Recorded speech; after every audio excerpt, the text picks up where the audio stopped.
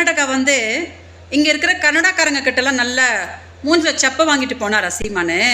அது ஏன் நடந்துச்சு தெரியுமா? என்னையும் எங்கள் அக்காவையும் கர்நாடகாக்காரங்க அப்படின்னு சொல்லிட்டு 4 கல்யாணம் ஆயிருக்கு, 3 கல்யாணம் ஆயிருக்குன்னு அபாண்டமான பொய்ங்கெல்லாம் சொல்லி என்னை கதற கதற வச்சு விபச்சாரின்ற பட்டம் கட்டி தமிழ்நாட்டிலேருந்து அமிச்சாரு. அதுக்கு தான் கடவுள் அதை பண்ணார். ஏன் நான் தான் மானமுள்ள தமிழனாச்சே, நான் ஏன்டா போய் கர்நாடகாவில் பிச்சை எடுக்கணும் அப்படின்னு சொல்லிட்டு புஷ்பா பாட்டில் வர மாதிரி எனக்கு சின்னலாம் தேவையே இல்லை அப்படின்னு ரெக்கையை நிமித்தி நிற்க வேண்டியதானே. இவருக்கு பிரச்சனை அப்படின்னா கர்நாடகாவில் வந்து பிச்சை எடுப்பார், கர்நாடகாக்காரிட்ட வந்து பிச்சை எடுப்பார், எல்லாம் பண்ணுவார். அதுக்கப்புறம் வேலை சாதிச்சிட்டதுக்கப்புறம் அவன் கன்னடாக்காரன், அவன் கன்னடாக்காரி அப்படின்னு சொல்லிட்டு கழட்டி விட்டு போவார். பெண் சாபம் பொல்லாததுடா, நீங்கள்லாம் பார்க்க தானே போகிறீங்க.